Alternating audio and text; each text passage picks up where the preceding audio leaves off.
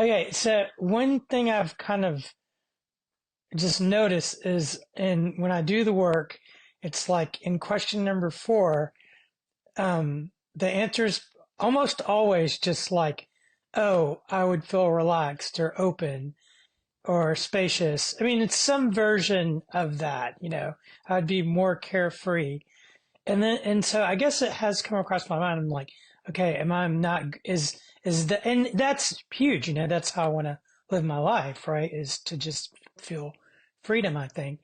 Um, but then, yeah, it's because it's kind of the same a lot. I'm kind of like, okay, am I going deep enough? And I don't know, obviously it can change over time, but I mean, I've probably done the work probably, I'm guessing like 80 times or something like that, and that's what I've noticed so far. Okay. Yeah. I think a lot of people experience that. I know I've had little bits of that as well. The answer is pretty much the same. There's nothing too shockingly new here when you do the work. But at the same time, this is what I was mentioning earlier, is that it's the experience that's the most important thing. So you might have the same words, but the fact that I'm experiencing more relaxation or experiencing a more carefree experience in this situation where I was feeling really stressed, that's that's you know that's on the cutting edge. That's like really amazing. That's a breakthrough in a way. And so the mind will say, "Oh yeah, I already saw this, done this before. This is so familiar," and it will dismiss the hugeness of that. Actually, I mean, if I'm triggered by something and I do the work on it, and I can find in the same trigger moment that I could be relaxed or without the thought, that's like whoa, like how that's amazing. So I think what makes it work is seeing it as an isolated kind of experiment or an isolated little experience. And so each time I stumble across relaxed or free or less worried in question four, just keep in mind that this is a new situation. This is a new piece of work that you're doing. And even though the answers sound similar, the words sound similar, this is a new thing because I'm experiencing it in a situation where I had never experienced it before or where I haven't experienced it very much. And so, yeah, it's still a valid experience. It's almost like, if you have the same, you could be thinking, oh, here comes Christmas again, same old rotten Christmas. Here comes, whatever it is you like, same old something amazing you think, oh, it's just boring. But it's not boring because it's something you enjoy. So I think with question four, the tendency is to judge what we're actually reporting instead of just reporting honestly. Who would I be? Who would I be? Let me see. I see myself in that situation. Who would I be without that thought? Oh, yeah, a little more relaxed. And what I like to do personally is describe it in a little more detail. Like, okay, I'd be more relaxed. I, I see some things that I wasn't seeing before. I'm seeing that other person more clearly. I'm seeing that they're not as threatening as I thought they were. And I notice my breath is changing. Uh, these are the signs of relaxation, but I'm describing exactly what I'm feeling, what I'm noticing, what I'm experiencing in that moment. And that's what doing the work is all about. I could just put this on autopilot and say, create a little app that does my work for me, and it will always come out with more relaxed, carefree. Everything's just like auto. Uh, the words might be the same, but the work in itself is me asking that question of myself, being in the situation where I was feeling stressed, and imagining who I would be without the thought and then experiencing that. That's a meditation. And there's no there's almost no words for it, but we use words like relaxed or carefree. So I would say what helps me with that is to be reporting my actual experience using whatever words come to mind. And maybe I'll use relaxed, maybe I'll use free, maybe I'll use just a little lighter. I'll use different words at different times. And I sometimes notice myself seeing if I can be more creative in the words that I choose, because there are a lot of words that I could use. And if I'm always using the same word, I feel peace, then what does that peace look like? What do I mean by that?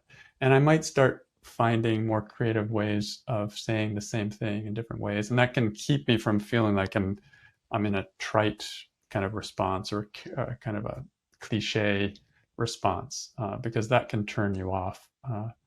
But regardless of what the words are, it's the experience that makes the difference. So follow your experience.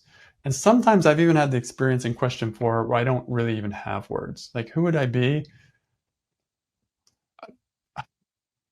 I can't describe it, but I feel it. That's good enough for me. I'm there. I don't have to have words.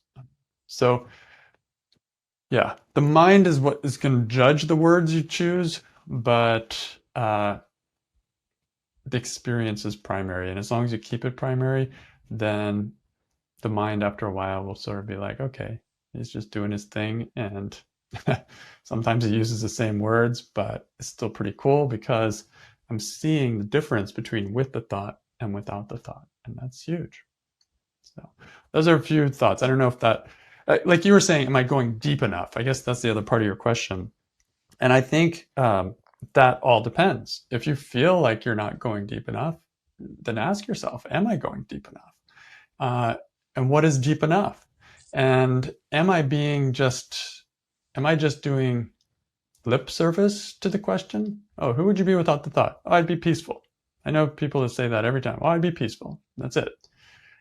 Is that enough? If not, then ask yourself some more questions. Okay, what do you see when you're without that thought? Look at the other person without that thought. What do you notice? Uh, what's it like in your body? What do you see around you? Like literally pay attention to your experience. That's what I call deep enough. It doesn't have to feel deep. It's just honest reporting of an experience.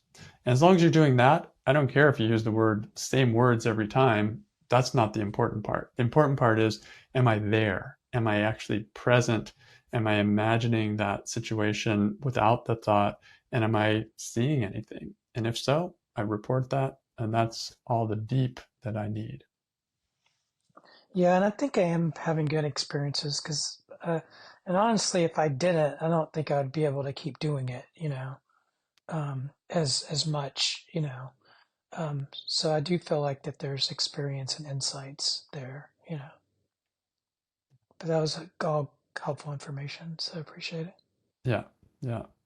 The work is an experiential thing. I say it over and over again, but that's what it is. That's what meditation means to me. It's experiential, as opposed to reading a book about something. All the same wisdom is available in books, and you can read it, and that's also a valid way of gaining knowledge. But meditation is an experiential path, and so when you go through these questions and then notice your experiences and report them, almost doesn't matter the words you use, but as long as you're there and experiencing it, it it does something. And like you said, you can't just keep on. You, you won't put up with just doing something superficial for too long. It's just like Well, it doesn't well, and make. I guess I would say, I mean, I usually write a lot on three. I'd go to past, future, and how am I treating the other person? And so it's almost like four is almost always a relief of like, oh, I'm letting all that, I can let all that go. And so really, no matter what the word is, there's some sense of release there and just letting go from everything I've, um, you know, kind of written in three. That's it. That's it. So it may not have to have a lot of words there. It's a contrast. Question 3 is who are you with the thought? Question 4 is who are you without the thought? And by answering those questions one after the other, you get to see the contrast. You get to see how much one thought is changing your experience. That's the glasses that you have on in that moment, is that thought. You take the glasses off and you see completely a different thing. You have a different experience. That's all. So if you have that, if you can see that, if you can experience that, you're answering questions 3 and 4 and getting everything out of them. One of the questions sometimes I'll ask myself in question 4 is, and I'll ask my clients this too, what do you see when you look at that other person without the thought? And sometimes the thought is blocking me from seeing who they are over there. I can't see, when I have the thought on, I can't see them at all. When I have the thought off, if they were a pair of glasses, I'm like, oh my God, I see how hard they're trying. I see what an amazing, like you see all kinds of things that you wouldn't see when you've got that opaque lens in front of you, which is a stressful thought. So that's what question 3 and 4 are about. And they warm you up. Once you see that, then you can go into the turnarounds and start to play with those. Without going through questions 3 and 4, when you go to the turnarounds, it may be hard to get anywhere with them, to access them, because you're still in the stressful belief itself. But once you see how that belief affects you, then there's a little loosening that happens, and it's more fun in playing with the turnarounds afterwards. Yeah. Yeah, I think it might even be helpful, and I think you're kind of saying this, like to think of how you could treat the person without that thought. Yep. Yeah. Yeah. How do you treat them? How would you treat them?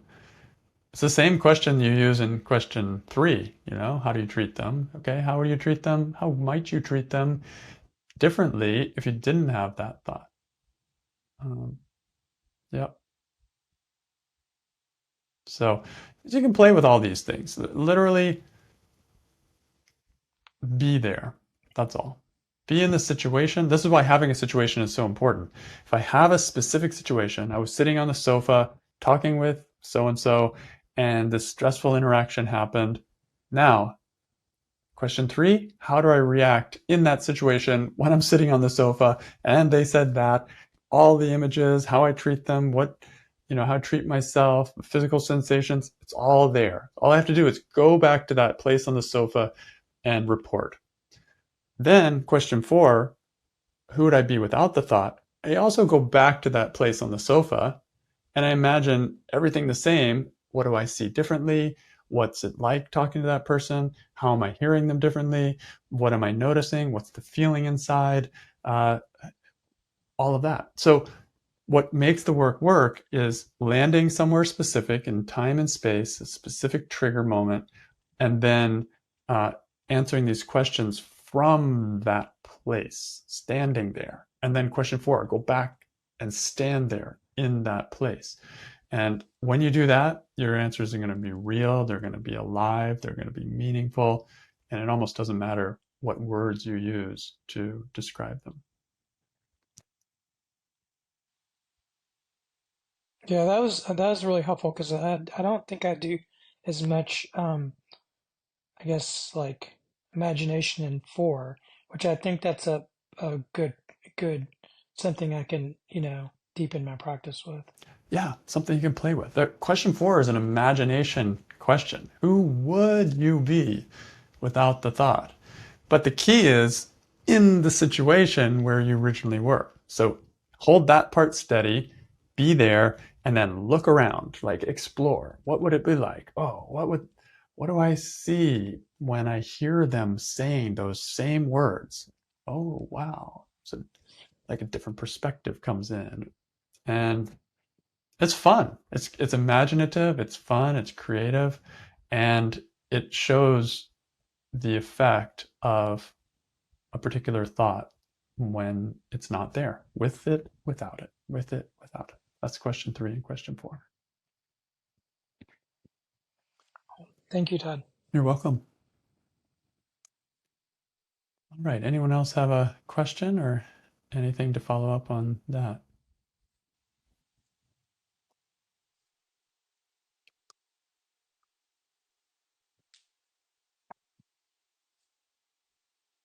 Yeah, Meg.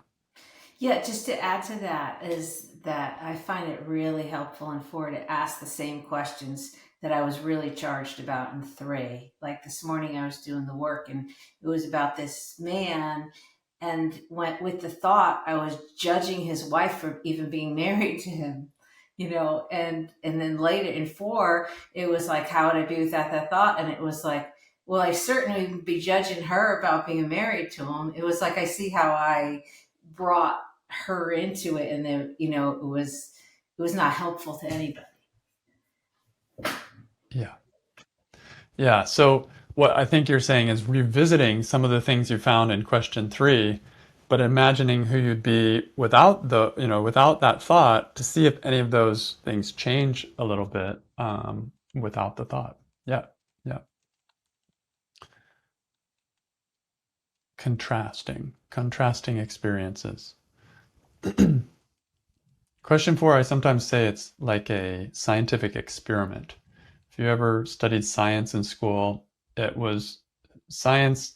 The scientific method is you take a hypothesis and then you test it, and you test it with in one situation, and then you test it again, but you just change one thing, and then you see what's the difference with the once you've changed that one thing.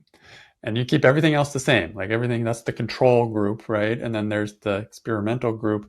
So what we're doing in question 4 is we're keeping everything the same except for one thing. Who would you be without that one thought? But everything else is the same. And when you do that, you can see the difference. You can see the effect of the thought by that little thought experiment. So yeah, anything that you were paying attention to in question 3, you can go back and pay attention to again in question 4, and just see if there's any difference there. Yeah, and there may or may not be. There's no preconceived notion of where this is going, which brings me all the way back around to, you were saying the answer comes up so commonly. I would feel peaceful, I feel relaxed, I feel carefree in question 4. Sometimes it happens. I've had this happen, and I've had clients have this happen, where without the thought, I don't actually feel that peaceful. I notice other thoughts coming in immediately to fill in the gap. So who am I without the thought? Well, maybe I am a little bit more peaceful because I'm not worried about that one thing. But at the same time, I'm immediately starting to think about other thoughts that have popped in. So sometimes I was angry and I do the work, and who would I be without the anger? I might notice I'm actually sad or something like that. It's like, whoa, okay, well, that's not exactly peace, but I've peeled away a layer of stress there, and I'm more able to experience what's really going on. And that's also interesting. And you can feel the difference. It's a removal of a layer. Still, it's in the direction of less stress, but the experience may not be nirvana as you might imagine. It's not just like, oh, so peaceful. And we're looking for just the effect of this thought. What's the effect of without this thought? I'd be a little bit more peaceful, but I may not be, 100% peaceful and carefree.